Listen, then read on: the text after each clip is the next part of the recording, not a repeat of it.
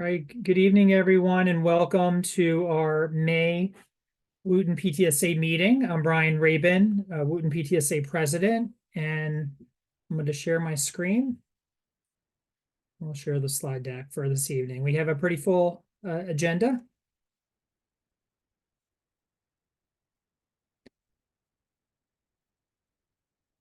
Would someone let me know if you can see Wooten PTSA slides? Yes, you can.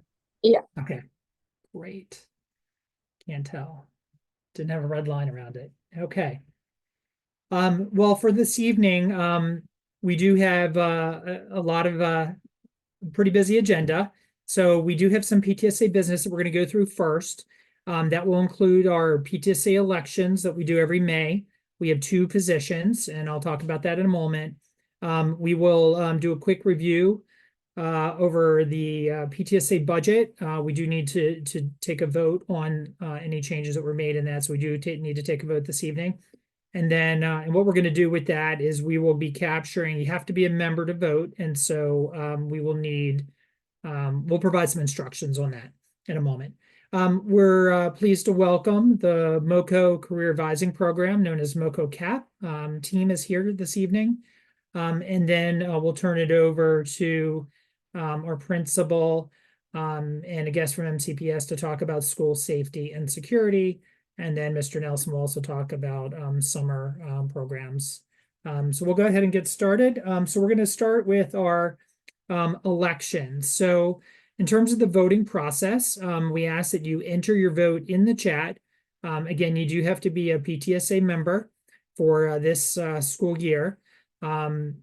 If your full name is not displayed in the Zoom, and I know some of you do have your full names in the Zoom, that's great. But it would be helpful if you just put your name in the chat so that we can capture that, and then what your vote is. So yes, and your name. So I'm pleased that we have two candidates running for our two open slots, officer slots. For the vice president too, we have Noreen, and for secretary we have Ashish. So we're going to go one by one. I'm so pleased that we have two candidates running this evening. So I'm going to turn it over to Noreen to say a few words. Hi, everyone. My name is Noreen Khader. I am really excited about running for this position. I am part of I started more in the Wooten community from Cold Spring Elementary. I was 3 years Cold Spring PTA president, and that's how I ran across and met Brian. And over the years, we've worked together on the CIP and the Wooten community. So I have a freshman at Wooten, so I kind of took the year to absorb freshman year. And my son runs cross country and track, and I just fell in love with our community. So I'm really excited to be here and to be a part of this. I also have 2 children at Cold Spring, and I have 1 at Cabin John, which, as Brian says, I will be here for a long time, and I'm really excited. But at the same time, I think I really want to help with our future and keep building our community, but also push those issues of the CIP that we feel really passionate about. So with that, thank you so much for giving me the opportunity. Thank you so much, Noreen.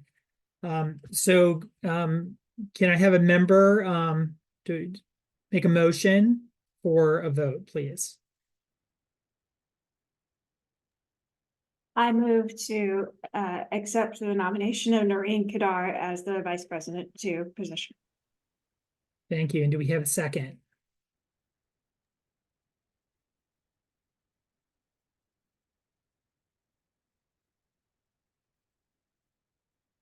Mr. Nelson, you're a member. I didn't know. Okay, I second that. Thank you. All in favor of Noreen for vice president too, say aye. Or put it in the chat. Yeah, please. Yeah, we'll just have you put it in the chat, and we'll just stick with that. All in favor, say and then we do have a quorum of 8 that we need to meet.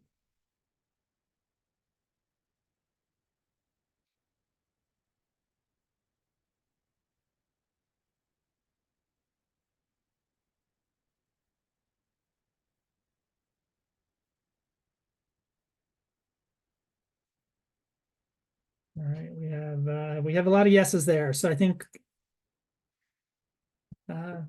So congratulations, Noreen. You are elected VP2. So thank you. It's a key role and look forward to working with you for next year. All right, moving on to the next position, we have secretary and we have Ashish, and I'm going to turn it over to Ashish for a few words before we vote. Ashish. Sure. Hi, good evening, everyone. My name is Ashish Meyer. We moved here to the Wooten community, knowing how amazing of a community it is for the school systems and for the compassion and the involvement the parents have in the community and bringing up the kids in the schools in the area. Living here and seeing very closely how the parents here have been involved and the limitations I had with my job to not be able to join sooner. I found the opportunity now that things have evolved to become a part of this. Have been very inspired by seeing how Brian has been involved right from the elementary school where our kids actually went to the same grade together.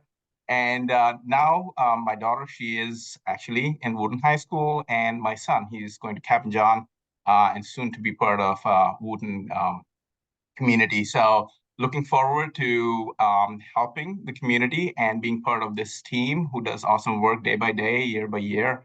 And hopefully I can succeed in doing everything that you guys are doing. Thank you, Ashish. All right, would somebody like to make a motion?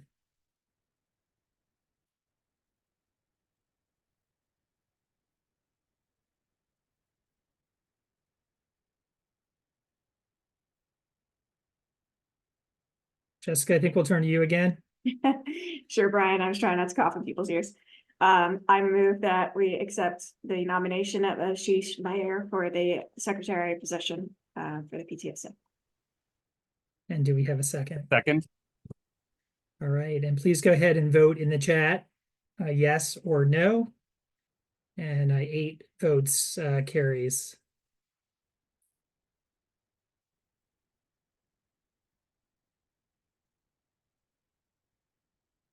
All right, it looks like we have the votes. Congratulations, Ashish, for taking on this role. Look forward to working with you as well. And thank you for volunteering. Thank you. Very excited. All right. So now we want to move over to the budget.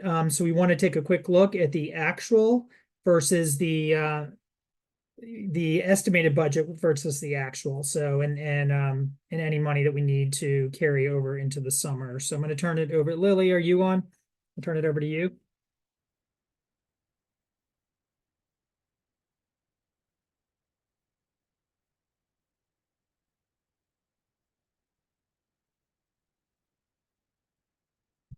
Actually, I don't think Lily has made it on yet, so we'll hold that one for the moment. And Jessica and I were talking before this meeting, and we're gonna hold the minutes, so we can capture the main minutes after this meeting, and then we will hold the vote on the minutes at the September meeting. So Ashish we'll vote on the minutes, for the entire year at the September meeting, and we'll circle back to the budget. All right, so I'm going to move on, and I think we may have some 8th grade families here tonight. So welcome, and I'm very pleased to have you join us for this May PTSA meeting, our last one of the school year. I did want to mention that we still have some open board positions, really key roles, and what we've done is we've really broken them down so that for those parents that are very busy, and most of us are, probably all of us are very, very busy. So we try to break the jobs down into smaller amounts, smaller parts to make it easier to accomplish over short periods. So not as much of a time commitment. So the open positions, we have the PTSA Squad Locker store manager, which is we have a website, and it's just really kind of switching out some of the items that are in there, sometimes changing around the logos and things like that. So there's not a lot there. We have the Patriot News editor. I did have an interested parent that reached out to me yesterday, so hopefully we will get that one filled. We have a social media coordinator. We have 2 social media channels that we've been using. Right now, it's now X and Facebook. we're hoping to move into a little bit more into Instagram as well. And then we have the MCC PTA, which is the Montgomery County Council of PTA Wooten delegate. So that's our delegate that we have 3 votes on the delegates assembly, and very important that we have a voice there.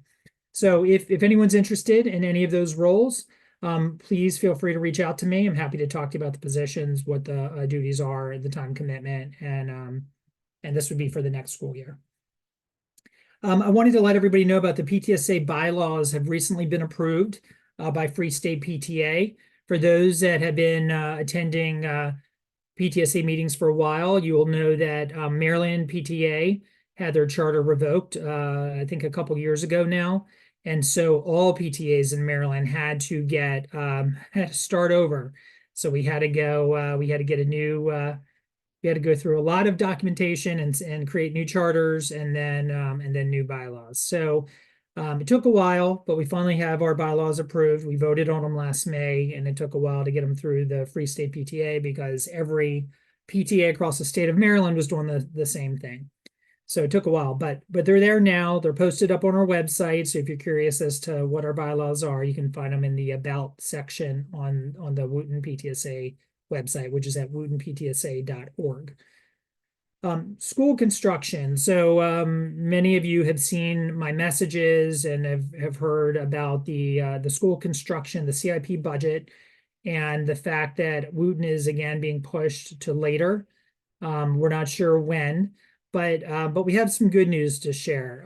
Due to a lot of hard work on a lot of folks in our community, we've been able to secure some funding from ultimately the Montgomery County Council, about $15 million to do some school construction work. And so I wanted to share with you a little bit about that work. And it's over here. Here we go. Mr. Nelson, can you still see my screen? Yes. Okay, great. So we recently had a community meeting last week. That was our second community meeting, and they went through mostly phase 2 at that meeting, but they did recap phase 1. So over the next 2 summers, you're going to see changes at Wooten, some really good changes. You're going to see that this summer, and if you can see, you know, and I know it might be a little bit small, we have some work that's going to be accomplished over the summertime and be completed by the fall. And it includes 2 bathroom renovations. So we're looking forward to that. We know our students are. We hear a lot about bathrooms when we talk to our students. There's going to be a lot of ADA improvements, including many ADA accessibility improvements in the auditorium. And then there's going to be some exterior site improvements to make our site more accessible to be ADA compliant. So really important work that's getting done. Additionally, I'll go into the additional part in a moment. So the phase 1 designs have been sent out to bid, and site permitting is complete. And so we're going to see that work start after school ends. So the picture on the right is some work that we got done that we're very pleased with. We finally got a new weight room. So I know it took a lot of effort, Mr. Nelson and many others, to get this weight room secured. And it took to get MCPS to redesign the fashion room to turn it into a weight room and move the fashion class. And so now there's a much bigger space for weights. Boosters was very generous in purchasing all the equipment that MCPS doesn't supply. And we have a great weight room and state of the art. So all of our teams are very excited about it. And it's also for our PTA classes that do weightlifting. And so that it really benefits a lot of our students. Also coming up this Memorial Weekend, we're going to see the turf field get replaced. I saw them staging all the materials and taking measurements when I came by Wooten earlier this week, and it's very exciting that Wooten will have a new turf field. And when you walk into the school building, you're going to notice right away that there's going to be a lot of there's painting and flooring that's being done. So you can really notice a difference when you come into the building. And there was some conversations also about cleaning the outside of the building. And so that's going to get done. It sounded like over the summer as well. So moving on, actually moving on down here. This just shows some of the ADA site deficiencies that are being fixed. And I'm going to move down to phase 2. So phase 2 is the biggest part of phase 2 is going to be the realignment of the front driveway to provide a safer driveway where there's a dedicated bus area. So the buses and the pedestrians and the cars and everything is not mixing all in the front of the building. So they looked at some different options from concept 1 that, all of the options reduce the number of spaces slightly, some more than others. But you can see by the picture that the bus driveway now realigns over to the right side of the building, the what we call the upper lot. And then the front of the building is parking spaces as well as drop off for the special education buses. In this option, there's a shared driveway, and and there's something to be said. And then there's still that loop that goes to the right and up to the upper lot. So if you look at concepts 2 and 3, the difference between these two options is that there's a separate dedicated bus driveway and there's a little loop at the end, but it's a separate cutout. It doesn't have a wide opening, so pedestrians can still easily cross the driveway.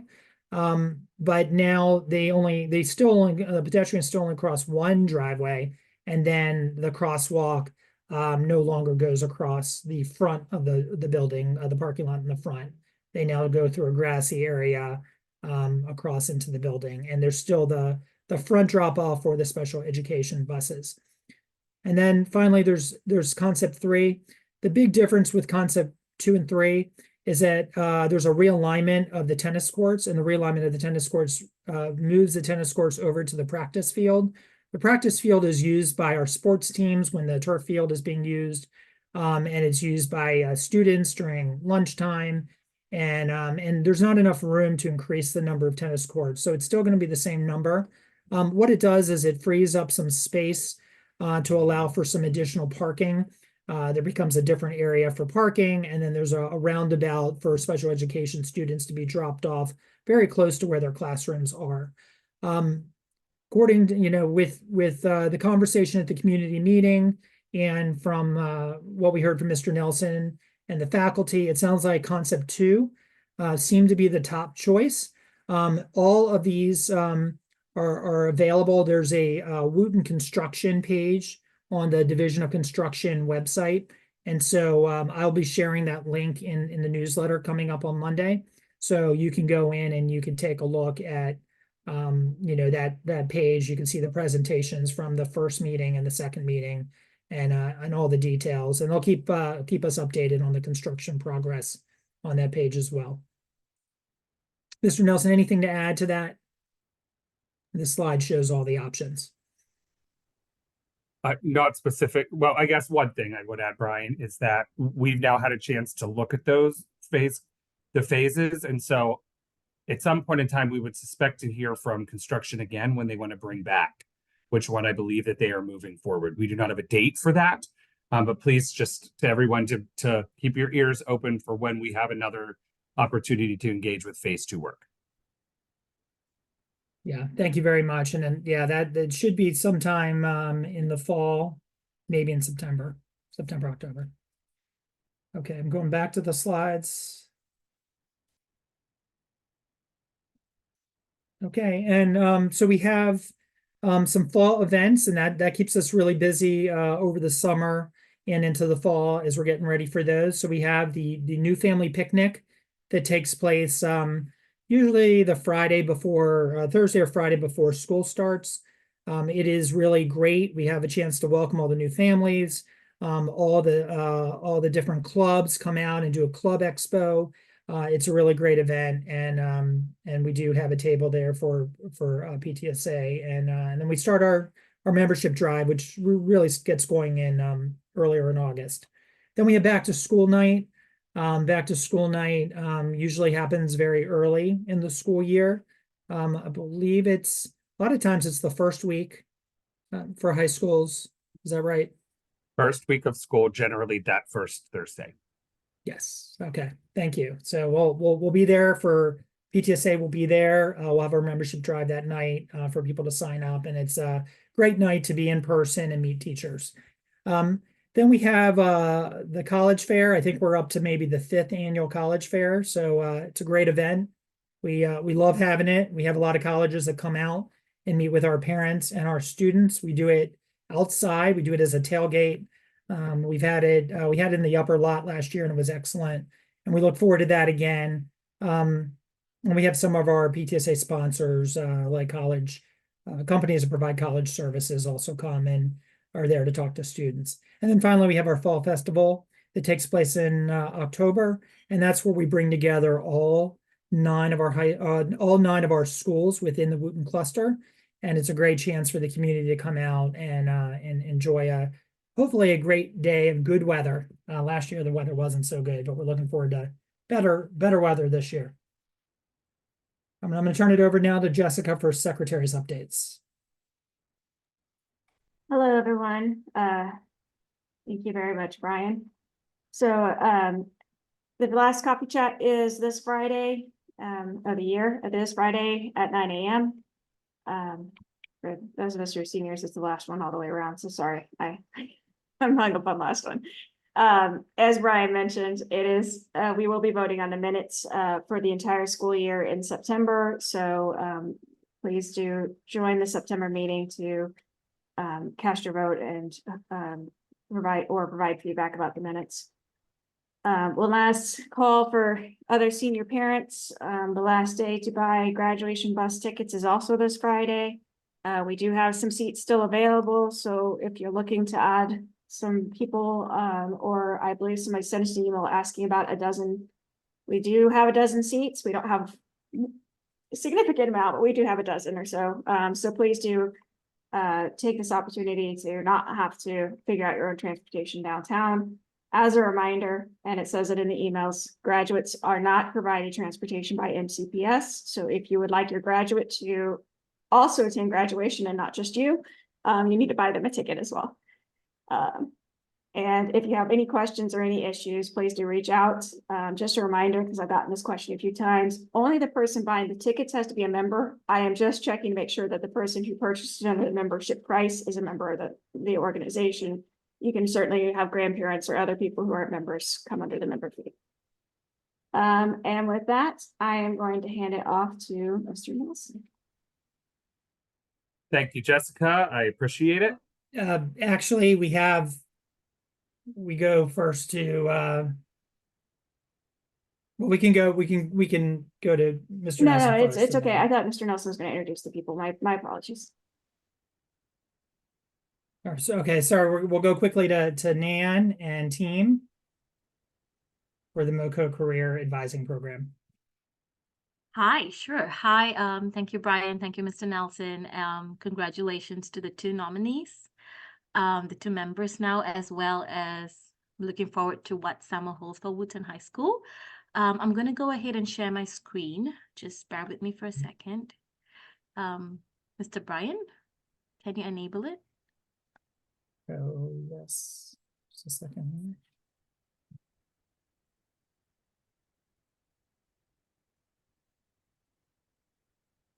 here. It should work now. Please let us know if it doesn't. All right. Can you see my screen for now? Yes. Yes. Perfect.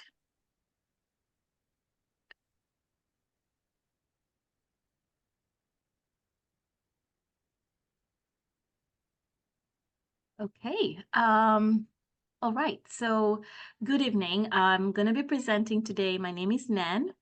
I am accompanied by 2 of my other colleagues, Patricia Rushton, who is the MoCo CAP program manager, as well as Mrs. Kathleen Kaur, who's our cluster lead for MCPS. And I am Nandini. I also go by Nan. I am the MoCo CAP career advising coach at Thomas Wooten High School. Just before I begin, I just wanted to, just have us just bear with me for a couple of seconds to reflect on a couple of questions. As parents or as guardians, How do we ensure that our young adults, our students, our children don't feel stuck in what they're doing? As teachers, what can we do to support and identify some of our students' strengths to be successful outside of a classroom arena? What do you think is a student's end goal outside of a traditional school system? So before starting about what I do here at MoCo CAP, I just wanted us to ponder a little bit. Some of you may be familiar with the Blueprint for Maryland's Future, but I just wanted to share with you that it was passed in 2021 with a main cornerstone on transforming public education system within Maryland into a world-class education system. It consists of 5 main pillars, but for the focus of a high school environment, we're going to be touching on pillar number 3, which focuses on college and career readiness. So as a part of the Blueprint Pillar 3, the main focus of college and career readiness highlights on 3 key areas.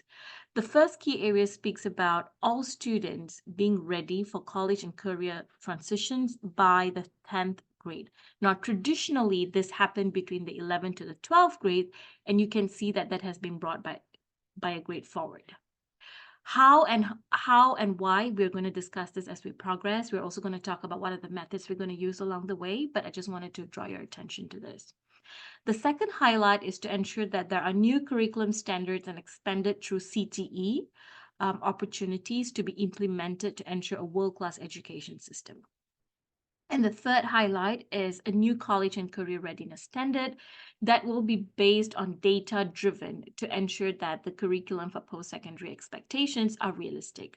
When we say data-driven, it is also very inclusive to what we do within the county and within the types of schools that we're dealing with. Now, what is MoCo CAP? MoCo CAP stands for Montgomery County Career Advising Program. With the blueprint that has been casted in 2021, MoCo CAP was birthed. And MoCo CAP is a multi-pronged career and future advising program that supports every high school as well as middle school within the MCPS students structure. So between the 6th to the 12th graders. So this essentially means there's going to be a coach in every high school as well as middle school dedicated, based in a school to advise and to guide our students through having various career-related and community as well as college-related conversations. The vision is to ensure that our students are able to develop lifelong career management skills through participating in various interesting as well as interacting programs. So this is not a standalone, a top cast information that's going to be cast out, but it's going to be a conversation. In other words, it's going to be a dialogical model. It's going to be a two-way conversation. So both students as well as the career coach or parents or teachers can be guided based on the student's interest. The objective of this program is to ensure that the students are able to describe their own strengths, interests, and workplace values, how they tend to intertwine when we're making career-related choices. We also want to help them identify how expanding their skills and knowledge can be useful during the course of their high school experience. Aims to also describe the goals and opportunities to ensure that it can be constantly be strengthened as they progress between grades, to create a plan, a tangible plan of next step, and to guide them through implementing those plans. And last but not least, creating a school-wide career-curious culture. And that's going to be done through various propagating of information through student advisory, teacher championship, so on and so forth. So this essentially means that we have partnership between various key stakeholders. MCPS is one of our main key stakeholder, main partner, together with WSM, which is the MoCo CAP's official career advising partners, and then we have USG and MC who would serve from a college standpoint, and the MoCo CAP program is also developed by our external consultants who are known as Educators Cooperative. And they tend to intertwine with the Holland Code Initiative in schools, which is known as RIASAC, which I'm going to unpack in a couple of minutes. Now, how is this done? The program is going to be cascaded using two key personnels or two group of people. Number one would be me as your career advising coach based in Wooten High School. And number two, by me leveraging some of the existing resources within Wooten High School. And that includes your CCIC, CCRD, your assistant principals, teachers, so on and forth. So just to briefly give you a little bit of background about myself, my name is Nan. I am the career coach, and I'm originally from Malaysia. I have 15 years of experience within the area of organizational and people development. I'm also a psychologist by qualification. I heavily utilize psychometrics in the past to help individuals to identify who they are and identifying the types of roles that would be best fitted for them. I'm also very much passionate about instilling as well as inspiring our students to achieving higher standards. I've also been living within the Montgomery County for the past 5 years, and I actually live 5 minutes away from Wooten High School, making me very excited about being a huge part of this community and making the needful impact from a personal standpoint as a mother, as well as a career coach towards the school's needs. So with me, I also have a group of teacher champions who are already based in the school and who has already been able to cascade a lot of the informations that we're doing, both top down as well as bottom up. We have a background of teachers. We have got assistant principals. We have CCIC, RD, even special ed teachers to assist us to strengthen the program that is being built within our community. So the community is going to be empowered through a vocational identity tool called as RIASAC. RIASAC is also formally known as the Holland Code. It was created in 1951 by John Holland, and is also vastly used in the Department of Labor. RIASAC stands for R for realistic, I for investigative, A for artistic, S for social, E for enterprising, and C for conventional. Essentially, our students or even you as parents can go ahead and partake on this questionnaire where you will identify yourself to 1, 2, or 3 themes that would best resonate with you. And once those identity is formed, we will then drive an interest-based conversation to see how students can be exposed to various types of careers based on these themes. For an instance, an individual who's realistic would say, I like doing things with my hands. I like to get down. I like to pay attention to the nitty-gritties of stuff. If you think of someone like an architecture or a construction workers, they are individuals who would love to relate themselves to a realistic type of position. And a combination of social, you're then saying that if you look at the parameter or if you look at the circle, it's on an opposite spectrum. A person of social would say, hey, I may not necessarily like working with objects and things or getting my hands dirty or working with plants and animals, but instead I like working with people because I like to care for people.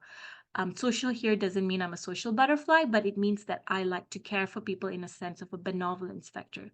So our students would be exposed to these 6 different themes, and the students will also get an opportunity to see what type of college that is available out there, what type of career is available out there that can be mapped to each and every theme that is available.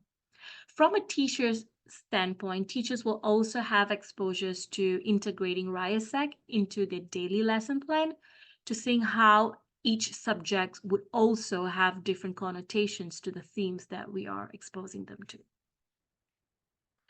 So some of the past and the present upcoming plan, on March 19, I had a department meeting with the ILT to explain what is available, what are the resources that we're going to be sharing.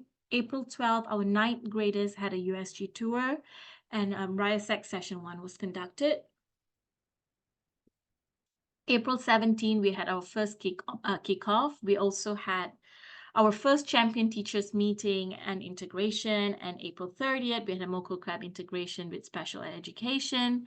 And at present, I am currently standing at coaching session 1-on-1. And parents, this is where I like to draw your attention to, because at some point, I would also strongly encourage for you to have a conversation with your child, with our young adults at home, to see how I could best help them unpack some of their career readiness or encouraging them to be more prepared in making choices post-secondary.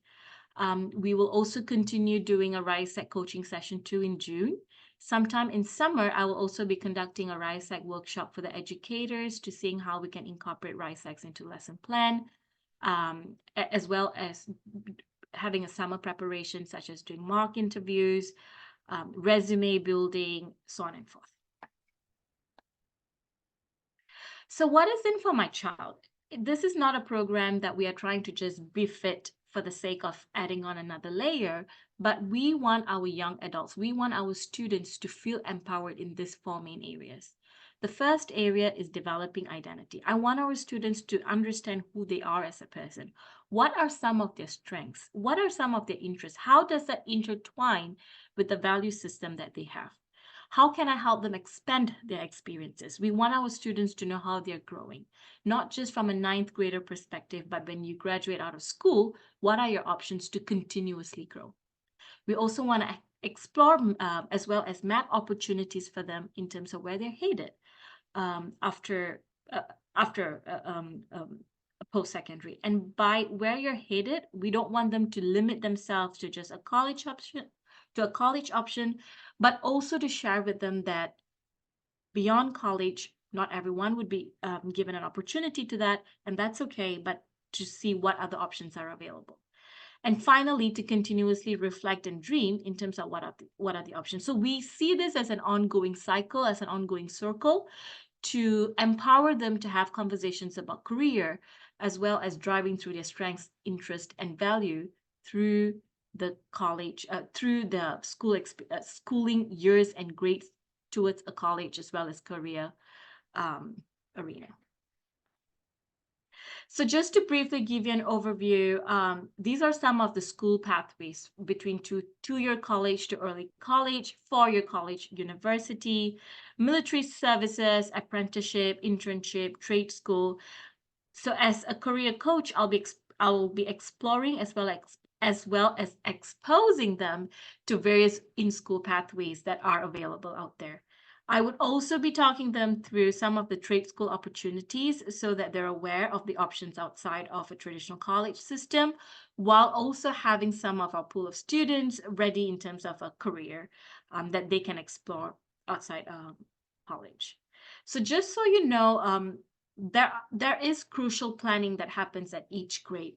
So as a career coach, traditionally a lot of push-ins was done between an 11th grade, and by then it was deemed relatively too late. Therefore, as a career coach, my role is to continue our communication with our resource counselors, DEPA, CCIC, CCRD, to see what are the post-secondary plannings that we can do between 9th, 10th, 11th, and 12th graders. At present, we kickstart with the 9th graders by exploring them to the career exploration through the RISEC survey, but we will continue doing a lot of push-ins and plannings throughout each of the grades that are readily available. So the end goal of MoCo CAP, just to summarize, is to ensure that we are able to drive student growth. And that is done, again, by helping them identify their strengths, interests, and values. We want to teach them how they're able to grow and improve some of their skill sets by providing them with a range of options that is available out there. And we're very mindful by saying that not all students will be given an opportunity towards college, and that is okay. Therefore, we want to guide them through the career pathway, as well as opening their mindsets and broadening the horizons to the options that are readily available.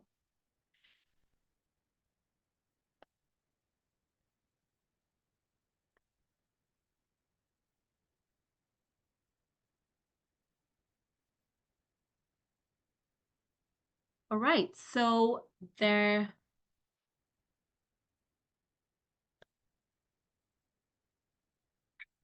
yes, with that, I would like to say thank you. Thank you to Mr. Brian for allowing me to share my presentation and to guide me through some of the key pointers that we wanted to deliver in today's session.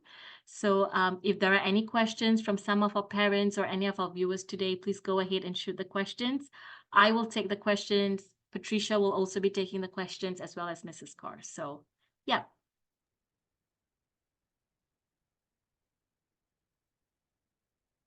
And I'll also put a link to the MoCo CAP in the newsletter so folks can reach out for any questions that they have.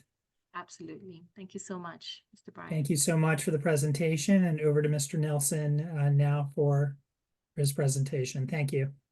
Thank you. Sure. Thank you, Brian. Thank you, Nan, for presenting. Good evening, everyone. And if we do have some of our future Patriot parents on tonight's Zoom, I did want to welcome you all here this evening. My name is Douglas Nelson, and I'm principal here at Wootton High School.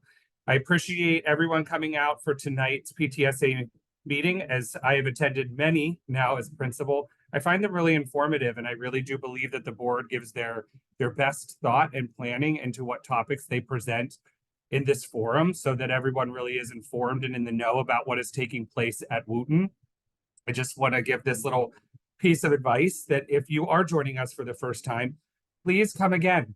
We really want you to come back and be engaged with our PTSA and be engaged with our Wootton community. It is wonderful. And so please make sure that you really stay engaged and be connected with us over your years at Wootton. Many that are on this Zoom are consistently with us and engaged in many of the events. So please be back if this is your first time joining us tonight. So with that being said, I'm going to go ahead and share my screen as we get set up for our presentation tonight.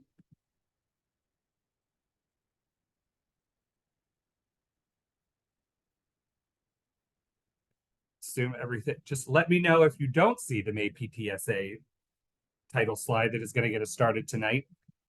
Before we get into the actual content slides, I just wanted to acknowledge some individuals that are on the Zoom tonight. Schools were supported by wonderful MCPS, and this evening I'm going to be co-presenting with one of our coordinators in the Office of School Safety, which is Katie Ratmati. Thank you very much for being here with us. And also the chief of that office, Michelle Ezefior Andrews, is with us tonight. I just wanted to express my appreciation for you joining the PTSA meeting tonight and making yourself available to help with the presentation. Brian, is your hand up? No, I was clapping. Oh, sorry. Okay. I'm going to clap too. Thank you. Gotcha. So I just kind of wanted to make a few acknowledgements and remarks before we kind of get into the content of the presentation tonight. I just wanted to begin here at Wootton. Like a number of schools in MCPS, we have faced some threats over the recent weeks and months. It's a very unfortunate circumstance, but what I want to begin is with really a reassurance about something that I believe as a principal very much matters, and that is that keeping a safe and secure environment at Wootton High School is of utmost importance. It's really essential to our work. And the reason that it is essential to the work of the administrators and the teachers and the staff of our school is this is what we know, is that if our students do not feel safe in the school environment, and if our teachers and staff do not feel safe in the school environment, then they are not able to do the things that they are really there to do. And for our students, that is to engage in the learning to the degree that they can. And we want them engaged in things even beyond our learning and extracurricular activities and the things that matter to them. And for our staff, we need them prepared every day to engage in students to help them with that journey, whether it's teaching a really great lesson, whether it is coaching them in track or tennis. These are our two teams that are still on their way to states. So long as there's something getting in the way of that, we are not then making the school as fully available to our students. And hence we got to do something about that. So I just want to say to you all, as your principal, I take safety and security at Wootton very, very seriously. It is something we work on continuously at the school. And my hope tonight is to really provide you with some information to kind of pull back the curtain a little bit to learn more about some of the structures and systems that we have in place, as well as provide you with an update of some of the things that we have worked on recently. So that's a real goal for the presentation tonight. So let's go ahead and get started with that.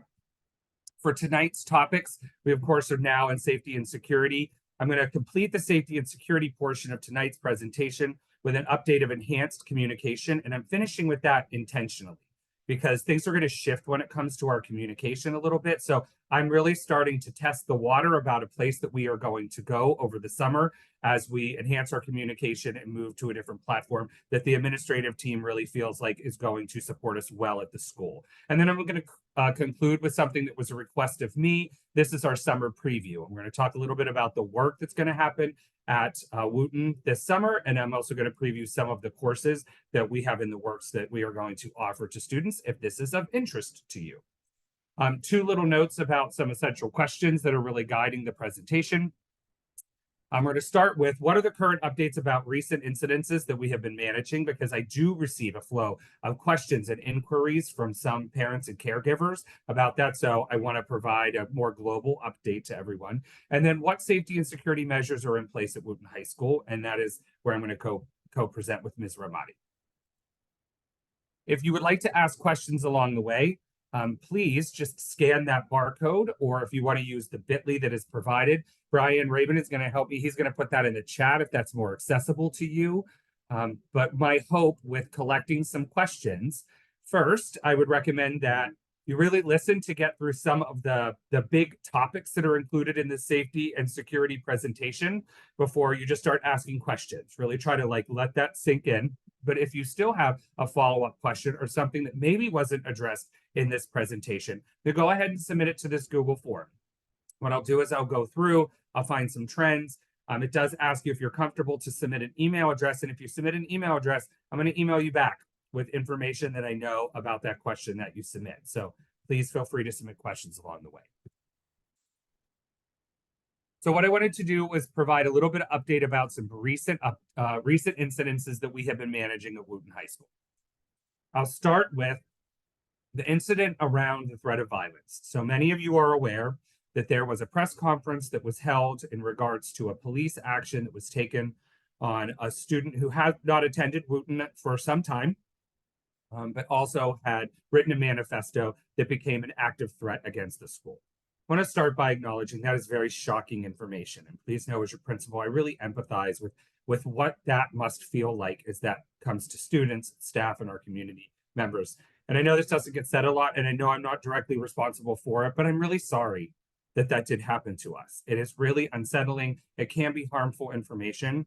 But I also want you to know some things about the update as we move through kind of that initial flow of information about this incident. The situation at Wootton, it was being managed through a process that we call BTAT, which is a behavioral threat assessment team process. I want you to know that that BTAT process is still ongoing. And just because there was police action does not mean that we wrap up the action that we continue to take as a school level comprehensive team that collaborates with central office to take a look at the ongoing information that may or may not reach us. I will share with the update currently, it's been pretty quiet since the press conference. There was, of course, our response that we needed to do in regards to that initial announcement. And we made it through that initial kind of supporting students and staff and coming to terms with the information that reached us. But after that, things started to get quiet, which is a good sign. Individuals are starting to kind of work through that initial kind of shocking information that we received. We received extra security. They still remain on campus and are present with us. So we have enhanced additional security with us each day. And as a next step, we will have a state level debrief because of the kind of level of this threat. We will have a debrief. And that is really important because that is evidence of an ongoing process in which we look at what we do to determine what really worked, areas in which we can improve. And we're going to kind of give this a big look with support and see what we can really take or glean as we look at this situation. So that is forthcoming. We also have had a number of bomb threats that have reached the school as well as other schools in MCPS. What I get asked often, and I want to start with bullet point number 1, is do I really see a connection between these threats as a principal? I want to give you this update that no, I do not. While some schools, there have been a connection. The police have worked with the school and they've realized it's maybe one single person that has made all the threats. Ours have been quite dissimilar. So in the first bomb threat that we encountered, we were able to investigate and determine that a Wootton student was identified to be a part of that. And then specific processes happen as we address that. The second one, that was not connected to it at all. The second one we actually learned in that investigation came to us from Canada. So we, of course, I trust that the police followed up in what way that they needed to, but that one came from a place that I personally didn't expect, and it really kind of surprised me. We got a threat that was called into the main office from another country. The third one, which was reported about in the media, this was a threat that came to us from an individual who called multiple schools through the police department, and then the police were dispatched to the school to make us aware of that. Again, very dissimilar to the other two that happened. And then the police were able to identify an individual that was responsible for that. I want you to know that all of those incidences were fully investigated, and then we, of course, conducted a debrief at the school level. And at Wooten, we consistently review our threat protocols to make sure that we're looking at communication, touching base with safety and security, and making sure that we put into place what things that we need to do based on the specific nature of each of the bomb threats that we have encountered. We'll talk about them a little bit more in a bit. I wanted to talk a bit about the behavioral threat assessment team. This connects to incident number 1. And what I wanted you to know is much of the behavioral threat assessment team process that we employed over this time really supported this situation. And what I have done is summarize a little bit about what BTAP means, because if you are someone that works with it, you really do have kind of an understanding and know what this means. Many individuals who are not connected to a BTAP may not. And so what it is it is an ongoing process. It is managed by school level teams and sometimes central office as a part of that. A BTAP process is a research informed process. It has guidelines and expectations. And here in MCPS, our behavioral threat assessment has regulation. So what I want to encourage individuals is to read up on that regulation. That is consumable. It is out there. You can take a look at what expectations have been put in place system-wide, because this was something we utilized, and we utilized it consistently throughout that incident. And so I want to leave you with the recommendation that I encourage you to read more in regards to that. A little note about bomb threat. One question that I got from a number of parents is the response to our third bomb threat felt very different to the other responses that we had earlier in the year in which we evacuated. And that is true. So what I want to do is get some information out to you about what we really take a look at when it comes to the circumstances that reach us at the school. But a response to a bomb threat is a coordinated effort. And what we really have is 2 options in front of us. Based on what we're looking at with situational awareness and circumstances, we're going to determine this to be a low-level threat or a high-level threat. Before I turn it over to Katie, who's going to tell you a little bit more about that, as a principal, I am very reassured that we do have this option now to look at something that we can see is a low-level threat because of the circumstances in front of us. I do believe that evacuating all the time may actually give individuals that are calling the school to disrupt it what they want, which is to disrupt and kind of shut down the normal operations of the school. So I really appreciate being able to really take a look at the circumstances in front of us, and like our third bomb threat, determine that we can start to process this through at a low level and implement a shelter in place. And so, Katie, if I can, I'm going to turn it over to you to explain these a little further. Yes, absolutely. Thank you, Mr. Nelson. I want to first of all thank you all for letting us present tonight. And so this assessment, this bomb threat assessment, is not completely new. It is something that the FBI has been recommending. We worked with our police partners this year to bring in some of that research and look for best practices to ensure that our students and staff remain safe in the building. And so in a low-level threat, we advise that our administrators really evaluate that threat that's come in. How did they receive that threat? Did it come through email? Did it come through a phone call? Did they happen upon it? Those types of sort of non-specific ways that the threats come in tend to lead to a low-level assessment.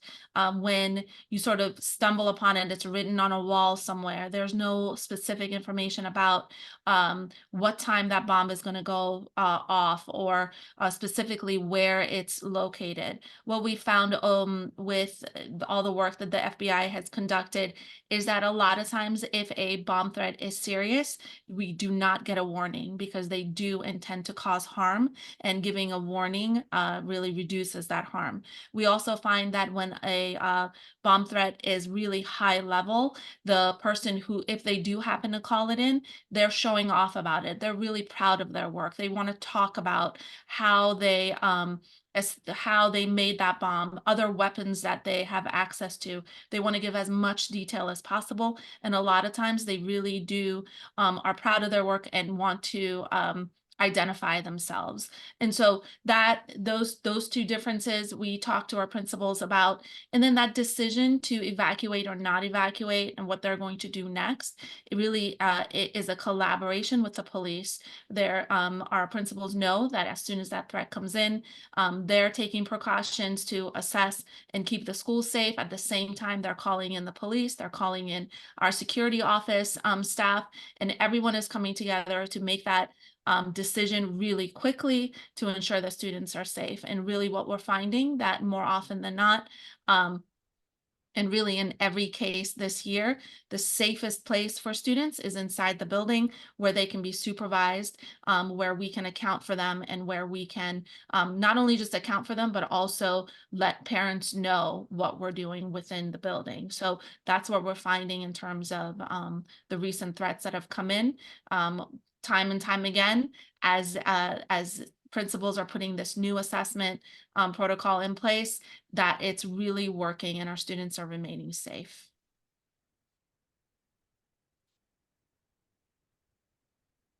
This slide is all about the daily supervision and monitoring plans. So yes, we have emergency plans within the system. The system as a whole has an emergency plan where we all come together to ensure safety. Each school building also has an emergency plan, how they're going to respond to all types of different incidents that might occur. But every day our staff is working towards ensuring safety and security within the building. Our classroom teachers know that when they're not directly supervising children, they're out in the hallways, they're watching, they're listening. Our students, for the most part, sort of just forget that adults are there, and so they're listening for anything that any incidents that might be coming up. Our restrooms are monitored. There is a process and a protocol set in place for how to check restrooms periodically and also often. So our security staff are familiar with that, and so are our administrative staff. Another place where we really try to amp up security is with our substitutes and guests that come into the building, ensuring that they understand emergency procedures and processes. At peak times, we ask that any staff, again, not directly supervising children, is out and about with direct incentive to ensure that students remain safe. They're a lot of times placed in different parts of the building, depending on that building's plans for lunchtime arrival or dismissal. And so all of that together on a daily basis is like clockwork, where we do a lot of training and a lot of information goes out to our principals to ensure that their on-site emergency teams are prepared for incidents at the school level. One other way that we ensure that our students and staff are safe in our buildings is through our CCTV monitoring processes with our security cameras. All of our high schools are equipped with camera recordings within the school, as well as on the exterior parts of the school. Our staff, especially our administrative staff and our security staff, are trained on proficient use of those cameras. They do daily checks on those cameras to ensure that they're in working order. And then there are also laws, as you hopefully know, about what can and can't be reviewed. And so all of the footage is recorded, but only certain authorized personnel are permitted to review that footage. And so on a daily basis, we're looking on cameras, and we use the closed circuit television to review and do investigations, but also to prevent harm. So we're watching, and we're ensuring that students are in the right places, especially in the exterior of the building. We're ensuring that there are no trespassers coming on. And so that CCTV is really helping us establish secure measures. We have cameras within all of our secondary schools and our elementary schools, and they're in working order. The exterior doors, VMS and ACS, are also an additional safety measure and security measure for our school systems. We send out constant reminders, and our principals know to ensure that their staff understand the requirements for entry to the building. Visitors have to check in at the main office. There are signs posted throughout the exterior, throughout the school property on the exterior doors about everybody reporting to the main office for entry. All of our staff now are equipped with IDs that they can badge in through the VMS system. They also, the ACS system. And so only authorized personnel are permitted to enter the building. And if you are not an MCPS staff member, you go through the VMS system. It checks to ensure that you are someone who's permitted to be in a school building, and you are required to wear that visitor badge at all times within the building. And staff are trained to ask anyone at any point for their IDs. Propping doors is obviously something that we discourage, and we are constantly reminding our staff, and our staff is really good about ensuring that all of our doors are locked. And at any point, if we are propping those doors open, that area is staffed at all times, so that someone is standing there and ensuring that that only authorized personnel are entering the building. Awesome. Thank you, Katie. And I just wanted to say a little bit, a note about doors. As a principal, I just want to share my perspective with all of you. This is one that can be a real challenge. And so while adults, we can train, we can be very clear, we have our plans, we revisit them often and communicate this. We can have a really, and then the very next thing, if someone gets texted by a friend, and the power of that cell phone and the call from one's friend is very strong. And they will go down and they will find a door and they will let someone in. Meanwhile, we've just communicated we needed to go through the front door. So that is where I would say with some of these, we can really use your help and support as parents. So if you can help us by reaffirming those things, like we really do expect everyone to come through the main door. And we really do discourage students from even letting a friend in. It's just a walk around to the front of the building, and everyone can really work together to send that message. So a note about lunchtime, because at Wooten, and as in many high schools, it's very specific to this high school, how they set up their lunch. Some high schools, they have a fully open lunch and students can just leave and return after lunch. At Wooten, you can go anywhere on campus, but you are not supposed to leave campus. So that means our monitoring plan in and around lunch is designed from that space. As our students can be outside, but they shouldn't be driving off campus. And so you're going to see us do very different things. Sometimes we know we maybe have some seniors that are making the wrong choice and trying to leave to go somewhere to have, we're going to try to prevent that. So we might station someone in the lower lot. Sometimes what we need to do is pay attention to where students are moving, right? So, or students might go to the field. And so then we have to have someone monitoring that to stop that because we have not opened the field to students during lunch. What I want you to know about that, it's very specific based upon the monitoring plan that is in front of us and the administrators and the security staff that are supporting in the monitoring during lunch, because we do have to pay attention to things in a different way when students can be outside of classrooms on campus and not just in an assigned classroom according to the ringing of the bells. So we pay attention to the flow, exiting and entrance of students. We look for potential trespassers that might drive to campus during that time. Also, one thing to pay attention to is severe weather, particularly now in springtime. It is possible that severe weather And while not at Wooten, I have been a part of a response plan in a high school at a different location where severe weather came through during lunch.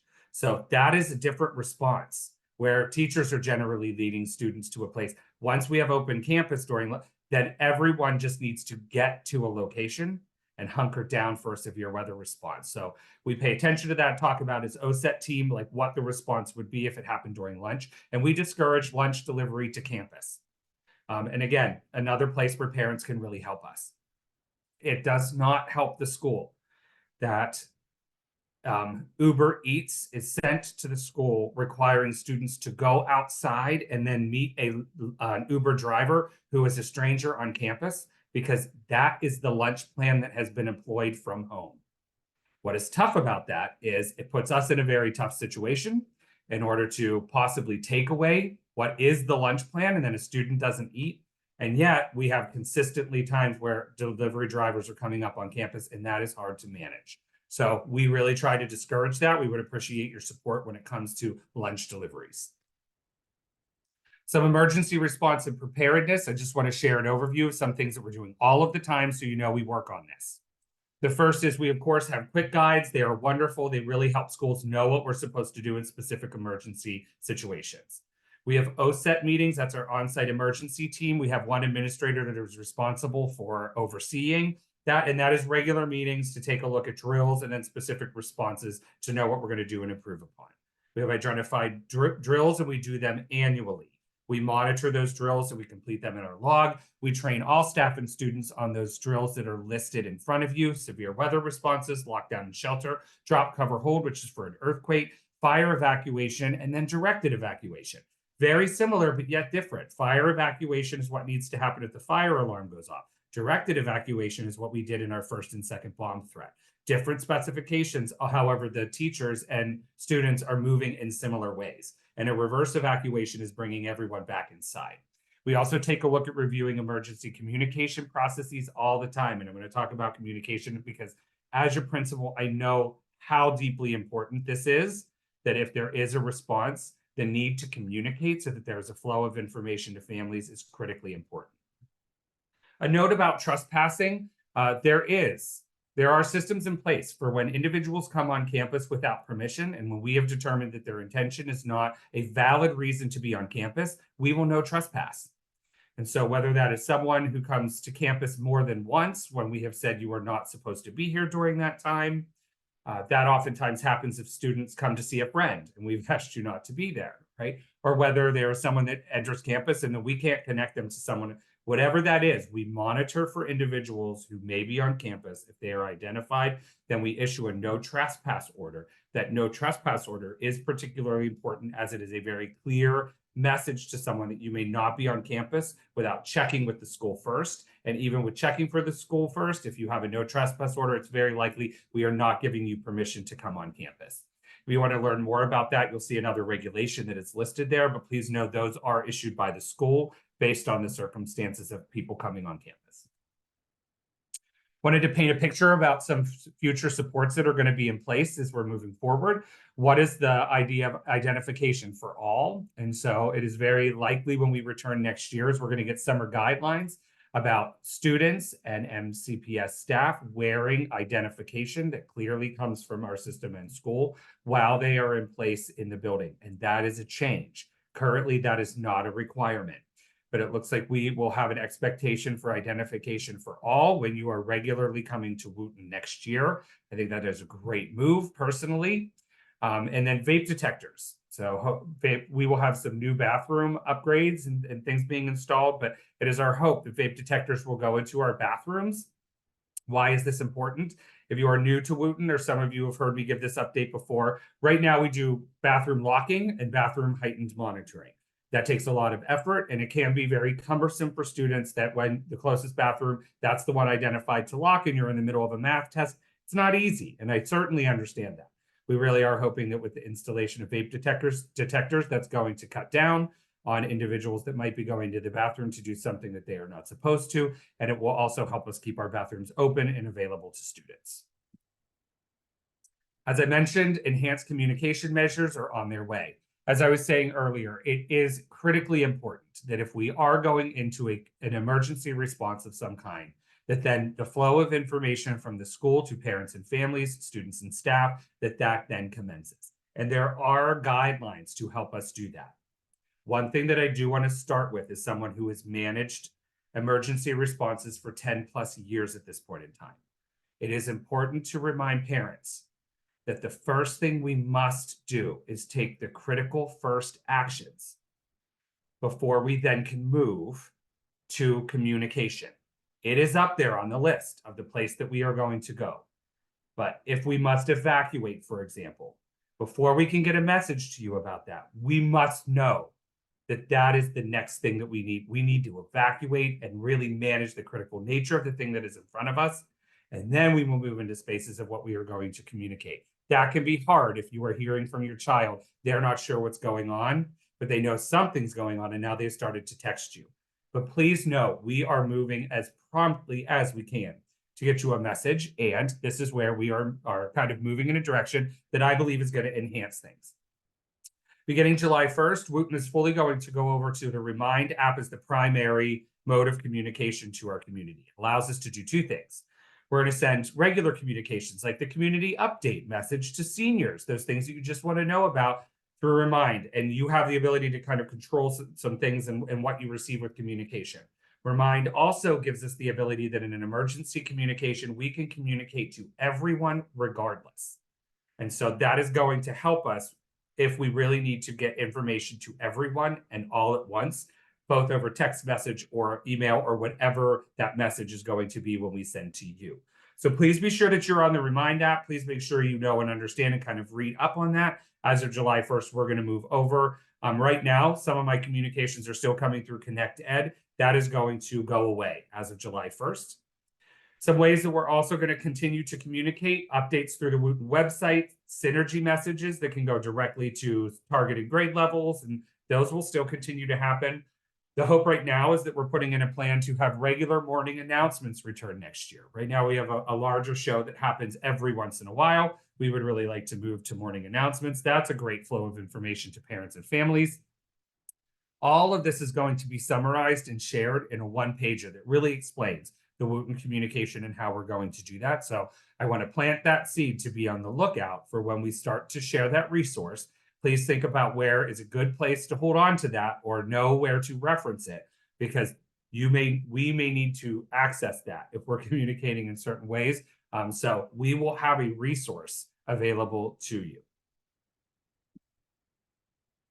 Finishing, I'm going to finish with the summer preview for everybody. Just a reminder, Brian was touching on this. We are going to have work that takes place this summer, painting and some improvements.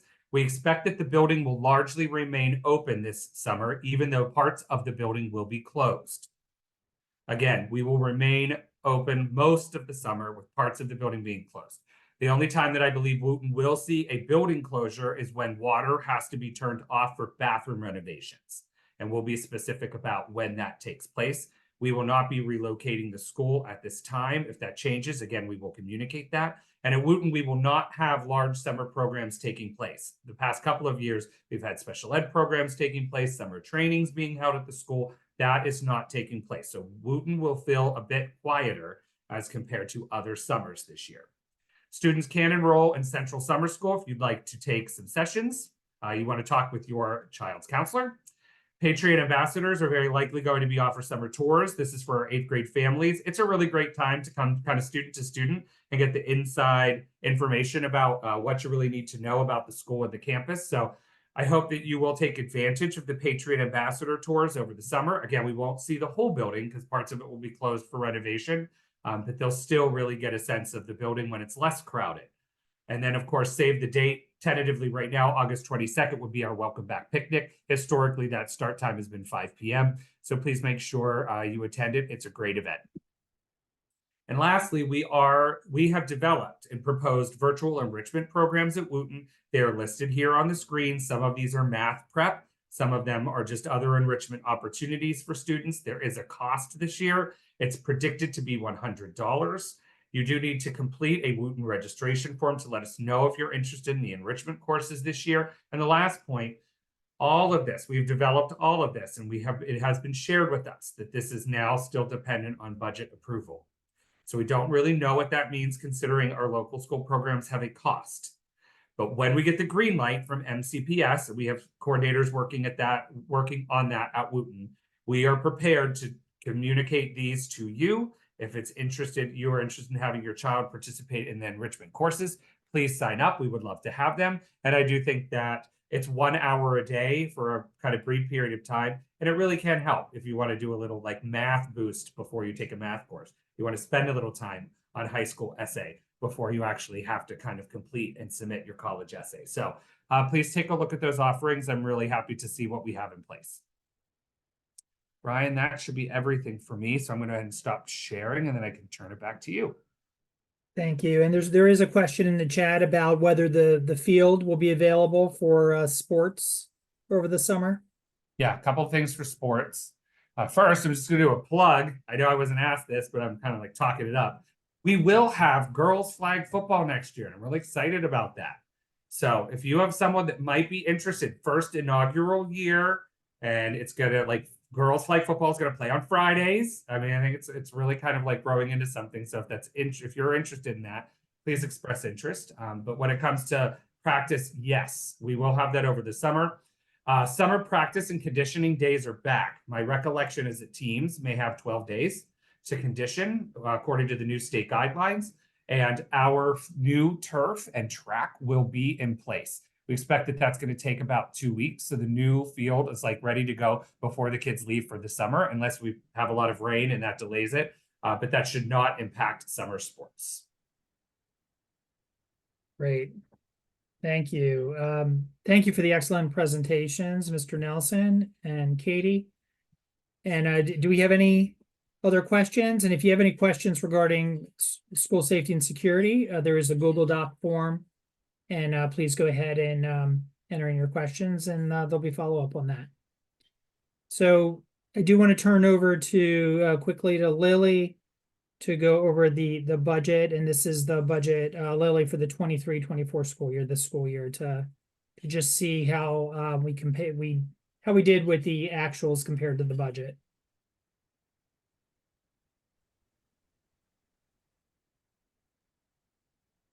Would you like me to share?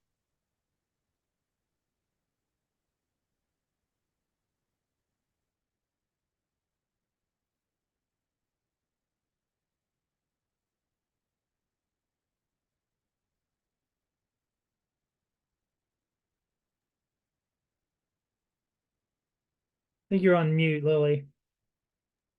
Hello. Oh, there we go. Can you, oh, yes, please share the file I just sent to you.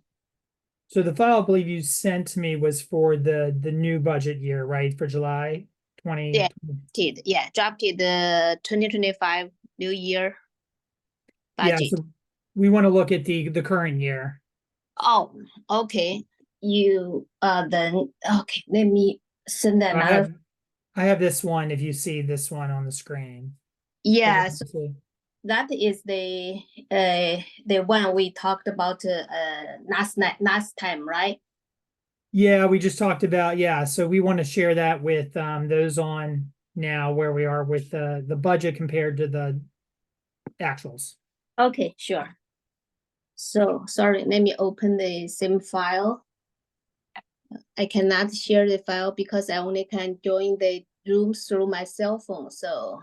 Oh, are you able to? Okay, so then you probably can't see it on the screen. I'll go ahead and talk through it because you won't be able to see it through your cell phone. Okay, I can. So because the same file I sent to you. Let me. Okay. Sorry, give me a little bit time, maybe 1 minute. Okay, so this file is better. Let me resend another file to you that will including the budget, drafted budget, and also the actual versus this year budget.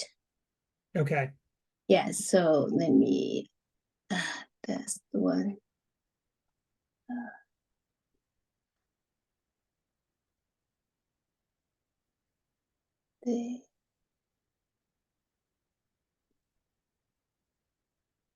Okay, I just sent.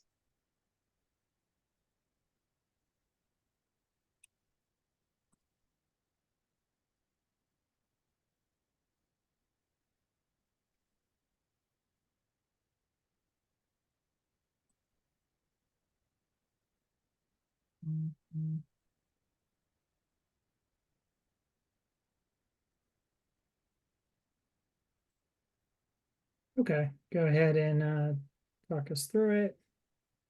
Yeah. Everybody should see it now. Okay, so this year as of the middle of May, we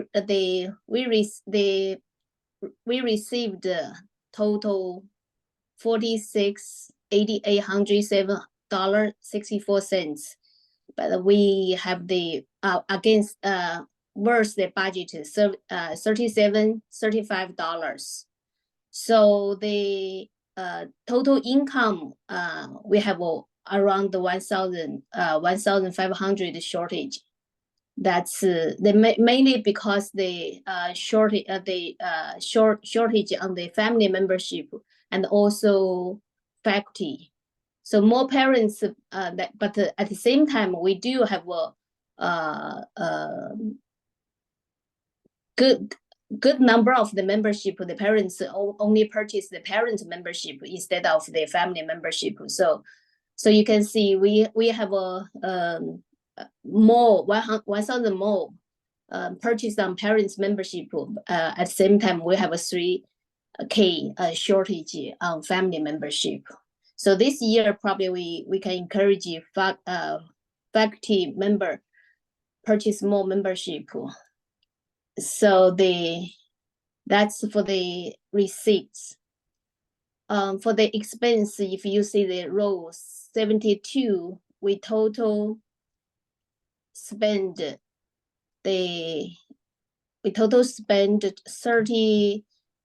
31K, but those not including approved grants they haven't reimbursed, and also some unreimbursed staff appreciation.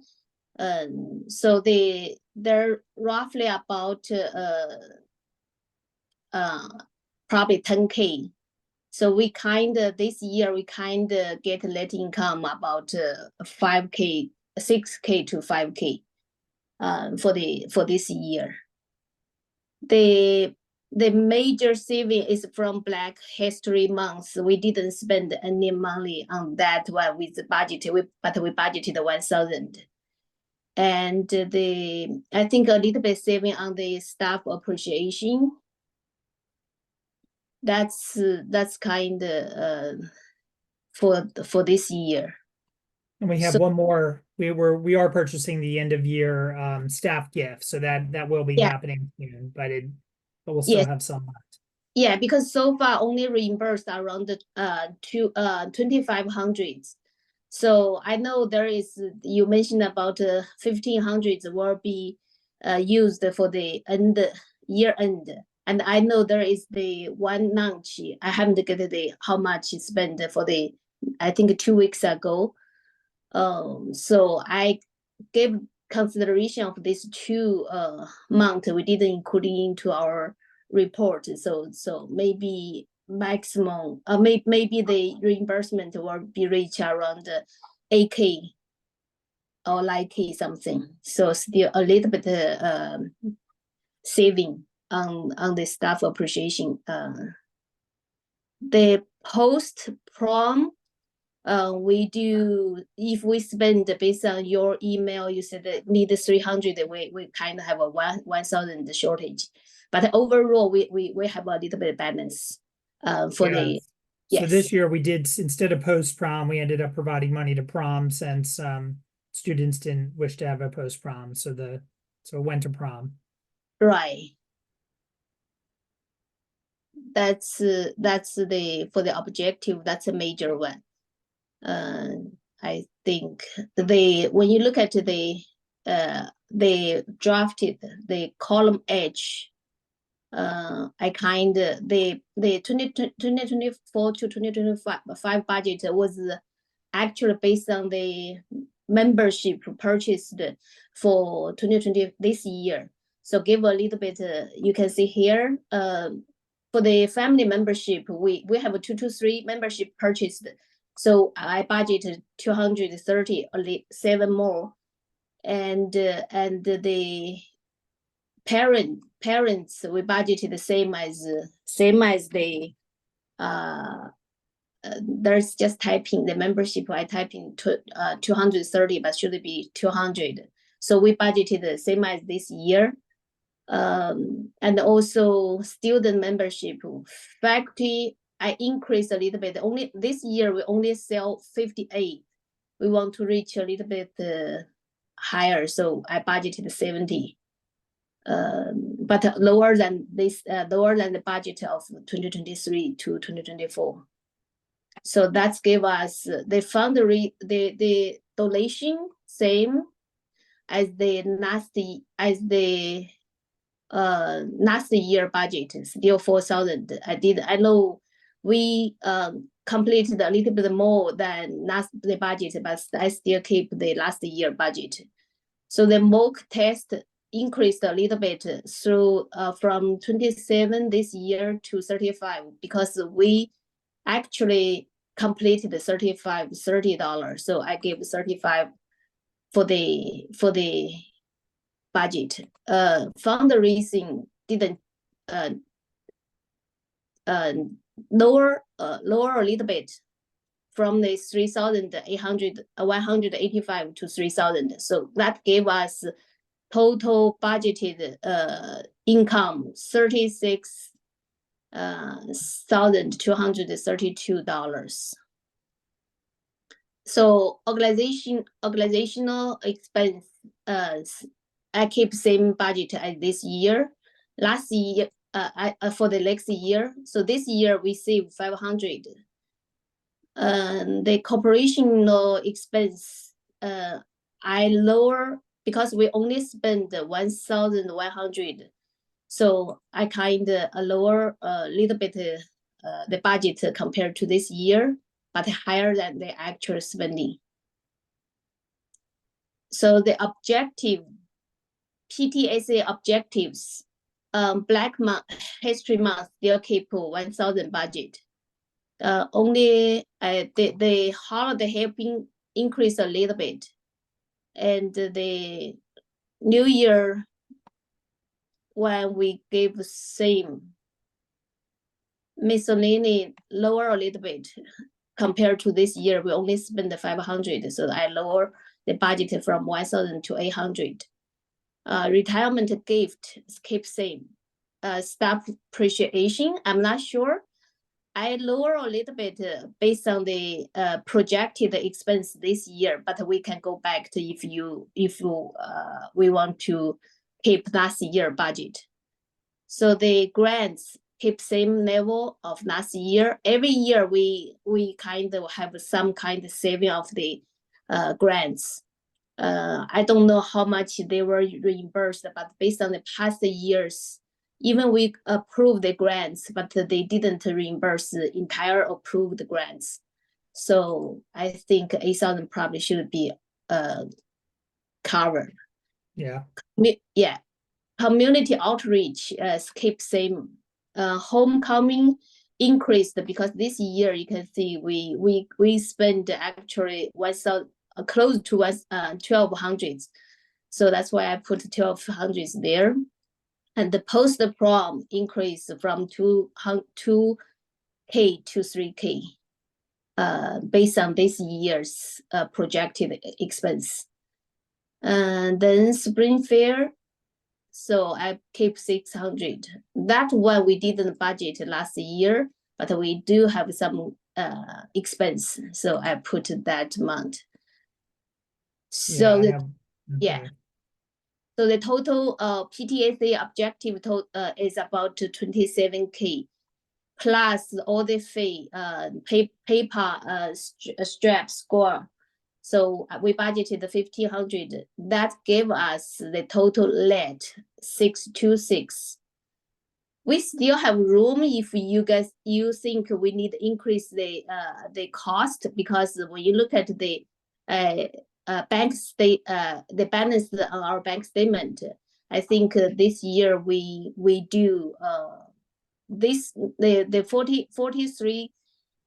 44K as of May 12th. So we know there's still some reimbursement, but we do have that I believe the balance will increase from the beginning year 27K, probably around the 30 to 35K. So we have a little bit of room to Yeah. increase our cost if needed.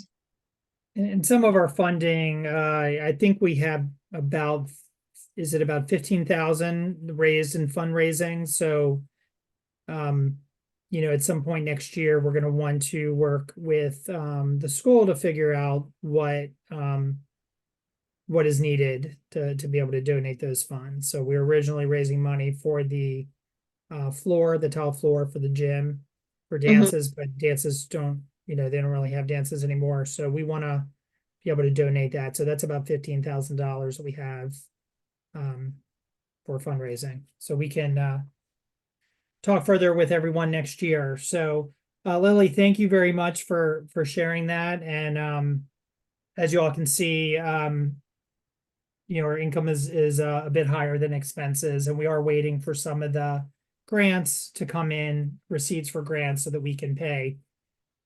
We can provide reimbursement, and we can only provide reimbursement through the end of June, which is June 30th is the end of our fiscal year. So, well, I think we have to provide a reminder to our student grantees and our faculty grantees that all receipts have to be submitted, you know, by probably not the very end of June, because we need time to reimburse them. So maybe by June 20th or something, June 15th. Okay, sure. I will send out the email with the what's the actually reimbursed, what's the remaining of the grants. Yes. Yeah, we want to make sure that they get any money that they put out back, because we, you know, if they come back to us after the end of the year, then we're not going to be able to reimburse them. So, Lily, thank you very much. Lily's our treasurer. Thank you so much for all you've done this year. And everyone, thank you for staying on for this last part. We appreciate it. I hope everyone has a great summer. I know it's not summer for school letting out yet, but it's the summer for PTSA. So we will see you next year. And for those that are on the call from the board, I'll see you in July. Thank you. Thank you, everybody. Thank you, everybody. Thank you. Bye. Thank you all. Thank you.